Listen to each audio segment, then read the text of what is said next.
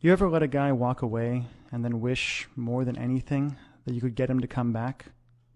Hi, this is Mike Fiore, and in this short video, I'm going to show you how to use tiny little text messages sent from the cell phone you've got in your pocket or purse right now to get your ex-boyfriend to forgive you for everything you feel like you've done wrong, to forget once and for all about any other girl, and to do anything he has to wrap you in his arms again, begging for your forgiveness, fighting for your attention, and swearing up and down that getting back together is 100% his idea.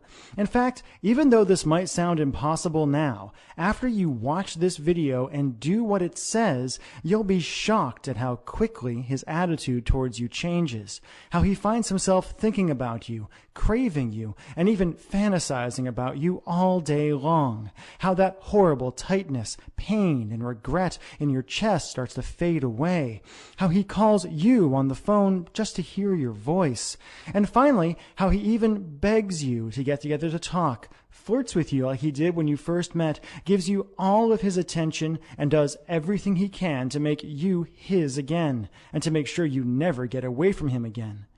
I'm going to teach you exactly what to do in just a moment. I shared a variation on this weird but shockingly effective boyfriend texting technique with Rachel Ray when I appeared on her nationally syndicated television show, and she said it gave her chills.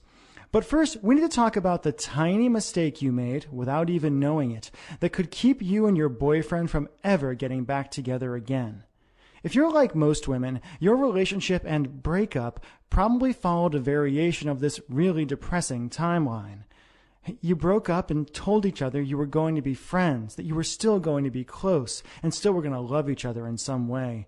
But I think if you admit it, you'll realize you're not really friends at all now. All your friends and your family are probably telling you to give up and to move on, telling you things like there are other fish in the sea and if it's meant to be, it's meant to be. But while you're being miserable by yourself and going crazy wanting him, he's off with that cute girl from the office who you never liked in the first place. And ever since the breakup, you felt this crazy, overwhelming, obsessive desire for him. You've left long, rambling messages on his voicemail, saying all the things you think you should have said when you were together. You've texted him like crazy and felt like you were going to pull your hair out when he wouldn't text you back. You've apologized, begged, pleaded. You've asked his friends about him and freaked out at the idea of him seeing someone else.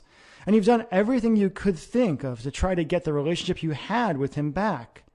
And no matter what you've done, what you said, how hard you apologized, how much you told him he was right or promised to change, it's been like ramming your head again and again into a brick wall. And I bet you're wondering, like so many women have before you, why? Why is it that the man who used to look at you with so much love and desire when you first got together won't even give you the time of day now?